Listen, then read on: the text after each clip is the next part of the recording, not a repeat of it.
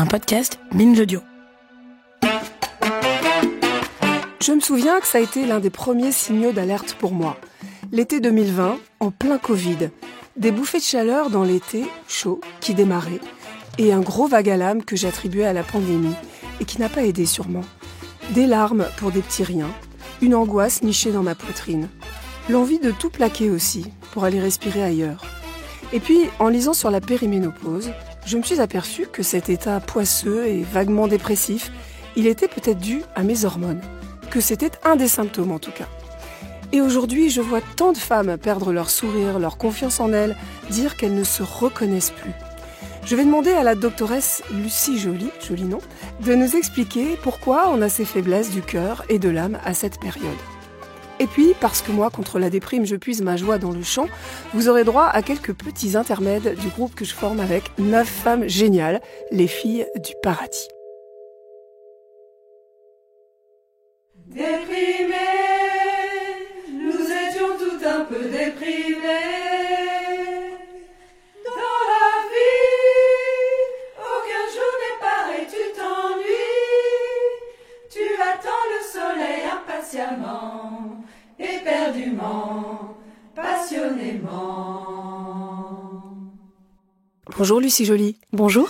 Vous êtes psychiatre à l'hôpital Saint-Antoine et Trousseau et autrice du livre La dépression au féminin, démystifier, comprendre, guérir, voilà pour le sous-titre. Alors, je ne sais pas si c'est le sujet qui m'a fait perdre ma voix.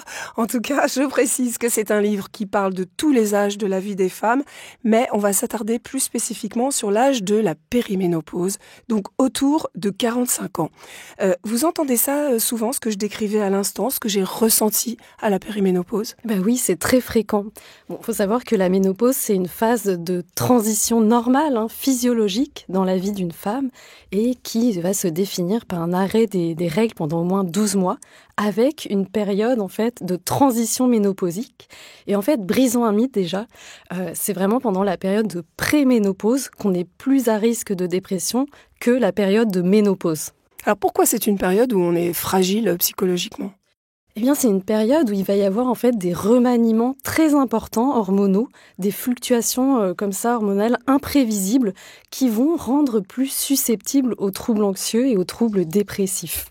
Donc c'est pas qu'une impression en fait, quand on se sent un petit peu down, qu'on n'a pas le moral, c'est pas qu'une impression. C'est pas qu'une impression, il y a quelque chose de très biologique. On le sait, par exemple, la baisse d'oestrogène va être corrélée à l'apparition de syndromes dépressifs parce que les oestrogènes vont moduler la sérotonine, par exemple, qui est un neurotransmetteur qui joue sur l'humeur. Donc il y a quelque chose de très biologique. Mais tout ne s'explique pas par la biologie. Il y a aussi d'autres facteurs dont on va parler qui sont très importants. Oui, voilà, où on en est dans son boulot, dans sa famille, etc. Effectivement, on va en reparler. Juste, vous dites dans votre livre que 10 à 30% des femmes en périménopause sont en dépression. C'est énorme. Mais c'est ça, c'est une prévalence qui est assez élevée. Et rappelons-le, les femmes sont 2 fois plus touchées que les hommes par la dépression, et notamment dans ces périodes de grands remaniements hormonaux que sont la préménopause, la grossesse ou encore pendant les syndromes prémenstruels. Oui, donc là, on parle des femmes de 45 à 54 ans, à peu près. C'est ça. Si là, on parle de tout ce qui est autour de la ménopause. Exactement. Et alors, c'est vrai que les femmes qui naissent aujourd'hui, 50% iront jusqu'à plus de 100 ans. Avec une ménopause aux alentours de 45-50 ans, c'est quand même la moitié de leur vie. Donc, il faut vraiment qu'on change notre vision des choses pour que ça soit une vision positive de cette période plutôt qu'une vision négative qu'on a actuellement dans notre société. Alors, vous êtes évidemment très attentive aux femmes. Vous allez même créer un département spécifiquement lié à la santé des femmes à l'hôpital. Et vous dites que c'est quand même une période très largement minimisée par les médecins. Exactement. Très souvent, en fait, on va mettre en lien les symptômes dépressifs avec la période. on est fatigué, c'est normal, c'est la ménopause. Alors qu'en fait, les femmes font de vrais épisodes dépressifs. Et c'est important de bien définir ce que c'est un épisode dépressif. C'est pas une faiblesse, c'est pas un coup de mou. C'est une vraie pathologie qui se diagnostique pas par une prise de sang ou une imagerie. C'est vraiment sur des symptômes cliniques. On va s'aider du DSM-5, donc c'est le manuel statistique et diagnostique des pathologies mentales, où il faut que les symptômes soient présents pendant plus de 15 jours, qu'il y ait une vraie altération avec le fonctionnement antérieur. Donc la personne va ne plus pouvoir fonctionner professionnellement, elle va se replier au domicile. Elle va pas pouvoir se lever le matin, voilà, etc. c'est ça. Ouais. Et elle va avoir des symptômes cliniques qui sont très bien décrits. Donc c'est une tristesse de l'humeur, une perte d'intérêt, des troubles de concentration, de sommeil, des troubles de l'appétit. Et donc quand il y a un nombre de critères, eh bien, on va poser le diagnostic. A contrario, un médecin peut vous dire vous êtes probablement en dépression, puis en fait, c'est juste une question de bouleversement hormonal. Mais il y a un bouleversement hormonal, mais à partir du moment où on a un fonctionnement qui est altéré, là, il faut vraiment s'inquiéter, il faut aller consulter parce que une dépression, c'est une pathologie, il faut la prendre en charge. Alors, les bouffées de chaleur, c'est ce que j'ai appris dans votre livre, sont associées à un risque accru de dépression. Expliquez-nous. Moi, c'est ça, en fait, les signes qu'on appelle climatériques, donc qui regroupent les bouffées de chaleur, les sueurs, la perte de libido, les sécheresses cutanées. Eh bien, plus elles sont intenses et plus elles sont corrélées à l'apparition, en fait, de symptômes dépressifs. Parce que ça peut être très difficile à vivre, d'avoir des sueurs, par exemple, toute la nuit. Eh bien, ça va impacter le sommeil. On sait que le manque de sommeil, ça rend irritable, ça impacte le moral et c'est un peu le cercle vicieux. Oui, et du coup, la santé mentale s'en retrouve fragilisée. Exactement. Alors, j'ai lu aussi que 30% des adultes ont des insomnies. Ça aussi, c'est beaucoup, c'est 1 sur 3. Et c'est encore plus élevé pour les femmes. C'est ça. Alors, il y a des spécificités chez les femmes, et notamment dans les épisodes dépressifs. Et ça, on en parle peu parce que très souvent, en fait, en médecine, eh bien, on s'est basé sur des essais cliniques qui étaient basés sur des hommes parce qu'on pensait que, en fait, les variations hormonales allaient biaiser les résultats, alors que c'est tout le contraire, en fait. En les prenant en compte, on peut mieux traiter les femmes, mieux les prendre en charge. Et en fait, c'est un peu nouveau en médecine. C'est ce qui est fait maintenant, par exemple, en cardiologie, où on arrive à mieux détecter les signes d'infarctus du myocarde parce que ce ne sont pas les mêmes chez les hommes que chez les femmes. On s'était aperçu que le délai de prise en charge était très allongé chez les femmes. Et donc maintenant, on sait mieux identifier ces signes-là. Et en psychiatrie, c'est pareil. La dépression, elle a des signes spécifiques chez les femmes, et notamment ce qu'on va dire plus de symptômes atypiques. C'est-à-dire que les femmes vont, par exemple, avoir un appétit majoré. Elles vont avoir plus de douleurs chroniques. Elles vont avoir plus de ruminations anxieuses. Et ça, c'est pas encore bien identifié par les professionnels de santé. Alors, on disait tout à l'heure qu'il n'y a pas les bouleversements hormonaux, il y a aussi des facteurs un peu externes, ou des facteurs en tout cas différents. Et il y a les transformations physiques aussi, les prises de poids notamment, ça peut jouer sur le moral. C'est ça, et pour certaines femmes, ces changements physiques, morphologiques, cette prise de poids, elle peut être vécue un peu comme le deuil d'une féminité. Et ça, c'est assez compliqué d'avoir une mauvaise image de soi. Et c'est quelque chose qu'il faut accompagner, je crois. Et c'est pas assez fait, en tout cas, en médecine. Alors que prendre des rondeurs, au contraire, c'est accentuer la femme qui est en soi. Mais c'est vrai que oui, ça peut jouer sur le moral. Ça impacte en fait la confiance en soi. Exactement. Ouais. Et vous rappelez que les hormones féminines protègent de nombreux organes du vieillissement. On est plus vulnérable, vous l'avez dit, aux maladies cardiovasculaires, mais aussi à l'ostéoporose. C'est ça. Et c'est vrai que le corps est un peu victime de la dépression. C'est-à-dire que, on le sait, la dépression, c'est un facteur de risque isolé, identifié, de faire plus que d'accidents vasculaires. Donc il faut absolument la prendre en charge. C'est absolument indispensable. Les femmes qui ont une puberté précoce et une ménopause tardive, dites-vous, sont plus à risque d'être en dépression. Pour quelles raisons ? Eh bien, peut-être, et ça, c'est des hypothèses dans les études scientifiques. C'est-à-dire qu'on est... En fait, il faut comprendre que avant la puberté et après la ménopause, le sexe ratio de dépression, c'est le même entre les hommes et les femmes. Et en fait, c'est au moment de la puberté jusqu'à la ménopause que on a une prévalence de dépression de 2 fois plus importante chez les femmes. Donc, on se dit... A priori, il y a le rôle de ces hormones pour expliquer cette prévalence de la dépression et de la phénoménologie de la dépression. Est-ce que vous mettriez dans le même sac le fait d'être déprimé puis le fait d'être irritable? Alors, c'est pas la même Non, chose. c'est pas la même chose. La dépression, c'est vraiment un état pathologique. L'irritabilité, c'est un symptôme. Donc, il faut bien faire la distinction entre les deux. Et pourquoi est-ce qu'on est plus irritable à la ménopause? Bien, Et à la périménopause surtout. je crois que c'est beaucoup par le manque de sommeil qui entraîne beaucoup d'irritabilité et qui, par un chien qui se mord la queue, c'est-à-dire que moins on dort, plus on est irritable et plus on est déprimé.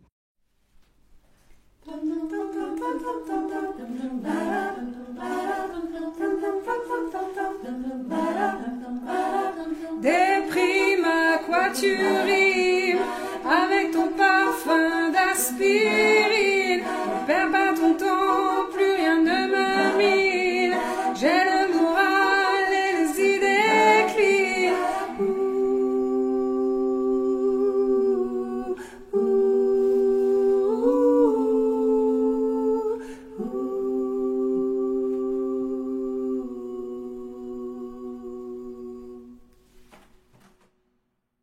Alors j'ai longuement expliqué dans le premier épisode de Chaud dedans comment je m'étais sentie seule, très seule, un peu perdue aussi à l'évocation du mot périménopausée chez ma gynéco la première fois.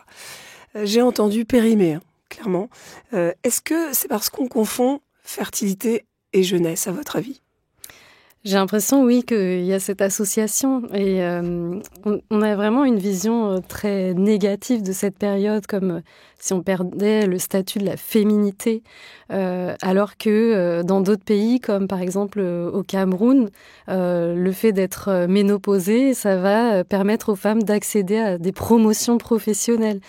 Donc il y a vraiment quelque chose en France d'une vision négative de cette période. Tout comme il y a aussi une pression sociale qui empêche les femmes de consulter quand elles sont enceintes, ou en fait elles sont enceintes, entre guillemets, elles se doivent d'être heureuses, et donc en fait... Ah oui, vous voulez dire si elles se sentent pas bien pendant leur grossesse, c'est ça. Donc il y a aussi beaucoup de culpabilité de consulter. Et pendant la ménopause, c'est un peu pareil. Il y a aussi des freins qui empêchent de consulter et qui renvoient une mauvaise image de la femme. Est-ce que ça va pas mieux quand même? Parce qu'on en parle de plus en plus, par exemple de la dépression postpartum ou des grossesses qui peuvent être compliquées.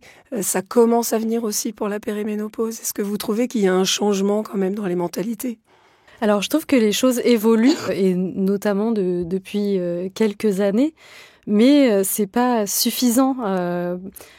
Et il y a très peu de femmes qui s'autorisent vraiment à venir consulter des professionnels de santé, des psychiatres, quand elles présentent des symptômes dépressifs. Donc, il faut vraiment qu'on continue à libérer la parole là-dessus et que nous, professionnels de santé, on puisse aussi... proposer plus de soins et plus de dépistage. Alors vous êtes psychiatre, donc vous êtes une spécialiste en quelque sorte de nos états d'âme, mais aussi de notre cerveau. Au moment de la périménopause, est-ce qu'il y a des chambardements dans le cerveau? Bien, en tout cas, ce qu'on sait, c'est que tout au long de la vie, il va y avoir ce qu'on appelle une plasticité cérébrale. C'est-à-dire que de nouvelles connexions vont se faire entre les neurones pour que le cerveau puisse répondre aux besoins de notre corps et puis répondre aux stimuli extérieurs. Et ça, on le sait, pendant l'adolescence et pendant la grossesse, cette neuroplasticité, elle est très importante sous l'influence des hormones. Eh bien, c'est pareil, je pense, pendant la période de la ménopause. Les hormones vont jouer sur cette plasticité et rendre plus susceptible aux troubles anxieux et dépressifs. Mmh.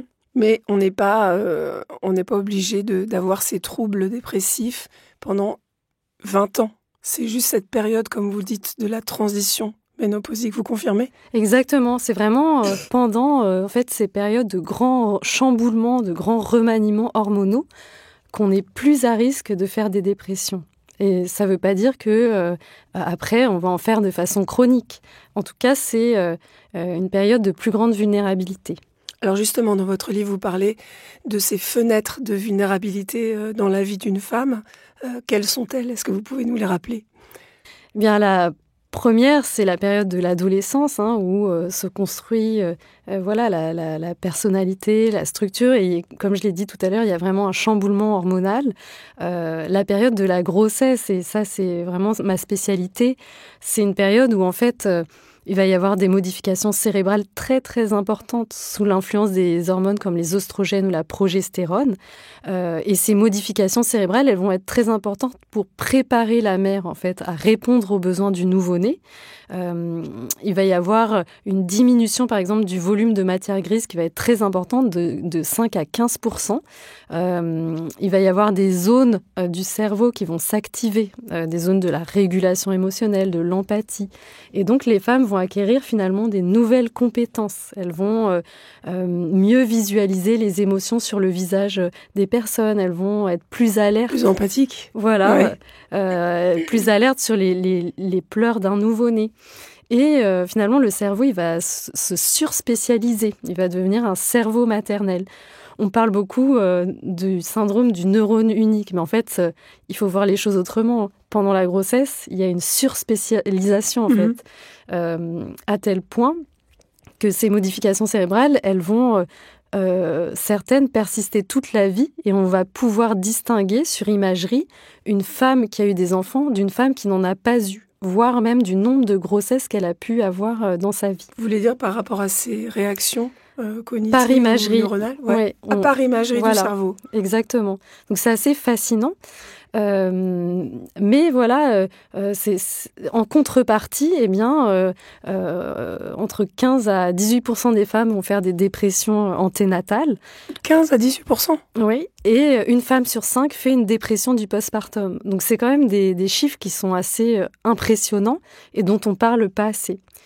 Le suicide maternel, selon un rapport récent, est la première cause de mortalité dans l'année qui suit l'accouchement, ce qui montre bien que c'est un vrai chamboulement cérébral, psychologique, de cette période. Et c'est un vrai tabou aussi. Exactement.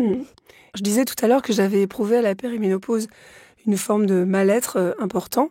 Alors ça n'a pas été mon cas, mais certaines de mes connaissances ou certaines des femmes en ont témoigné auprès de moi. On leur a prescrit à ce moment-là des antidépresseurs. Mais en fait, c'est une erreur de diagnostic. Eh bien, en fait, on va dire que si vraiment il y a une dépression qui est diagnostiquée avec les critères dont on a parlé tout à l'heure, eh bien, le traitement, c'est le traitement antidépresseur.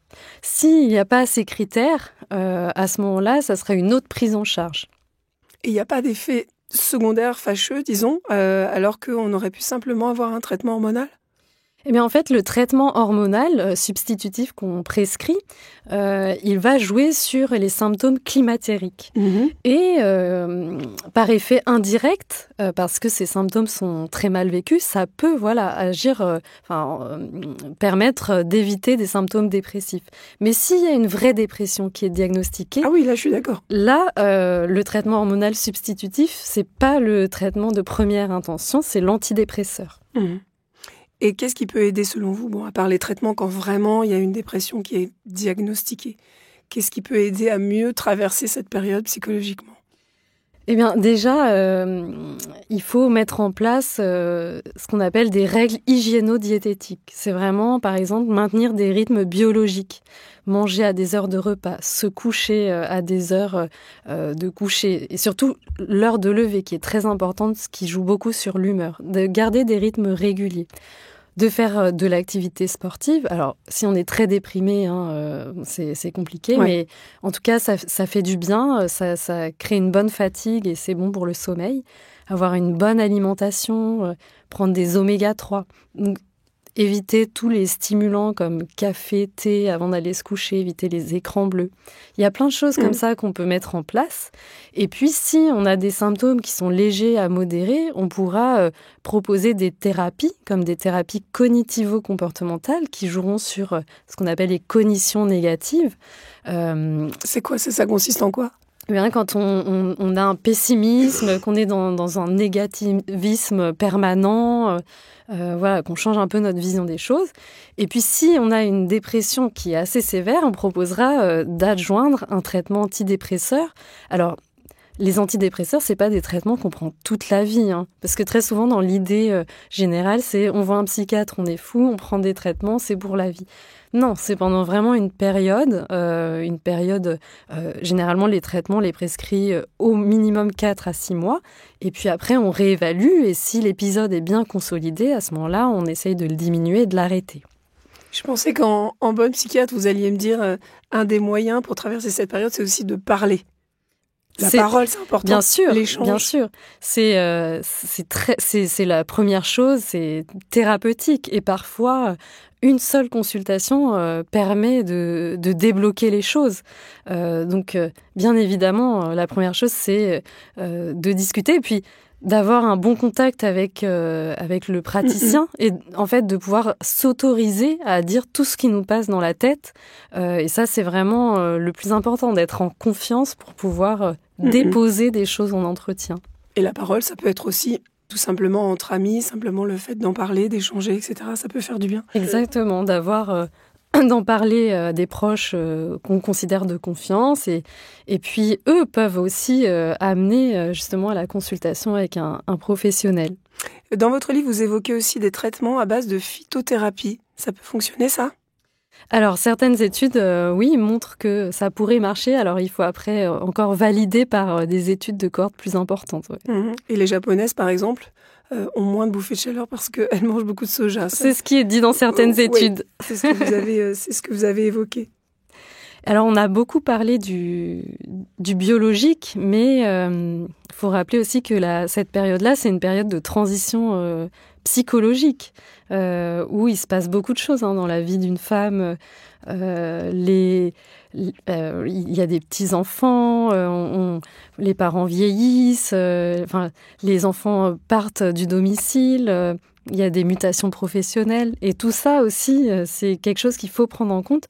Dans cette prévalence de la dépression, on n'explique pas tout par la biologie. C'est une combinaison de facteurs biologiques, psychosociaux, et ça, c'est important de le mettre en avant. Je bois systématiquement pour être saoul, pour ne plus voir ma gueule. Je bois systématiquement pour oublier que je n'ai plus 20 ans. Alors Lucie Joly, quand on va mal, on a parfois la tentation de se réfugier dans l'alcool. Évidemment, c'est pas du tout une bonne idée. Eh bien non, c'est vraiment pas une bonne idée. C'est-à-dire que souvent, les personnes qui boivent quotidiennement... l'alcool a un effet anxiolytique immédiat, mais en fait, il a un effet dépressiogène à long terme. Donc en fait, c'est vraiment un mauvais calcul. Et donc, il faut vraiment essayer de s'anxioliser par autre chose. Donc, faut pas faire comme Boris Vian. Vous dites aussi dans votre livre que, ça c'est vraiment intéressant, quand on a fait un ou plusieurs épisodes dépressifs dans sa vie, on a un risque accru de dépression à la ménopause. Oui, ça c'est ce qui est décrit dans plusieurs études scientifiques, où en effet, quand on a des épisodes comme ça dépressifs récurrents, eh bien on est plus à risque pendant cette période-là. Donc il faut être vigilant, et c'est des femmes chez qui on va être plus attentif et avoir peut-être proposé un suivi plus régulier pendant cette période-là. Et aussi quand on avait des syndromes d'irritabilité prémenstruelle ou quand on a fait un postpartum, une dépression postpartum. C'est ça, ça veut dire aussi qu'on a une plus grande susceptibilité aux remaniements hormonaux, et donc il faut être attentif pendant la ménopause. Alors c'est important de faire la différence entre le trouble dysphorique prémenstruel et le syndrome prémenstruel. C'est pas la même chose. Ah ouais, c'est quoi la différence ? En gros, le syndrome prémenstruel, c'est vraiment un état physiologique où on a des symptômes d'irritabilité, on est plus hypersensible pendant la phase lutéale, donc ça veut dire avant les règles.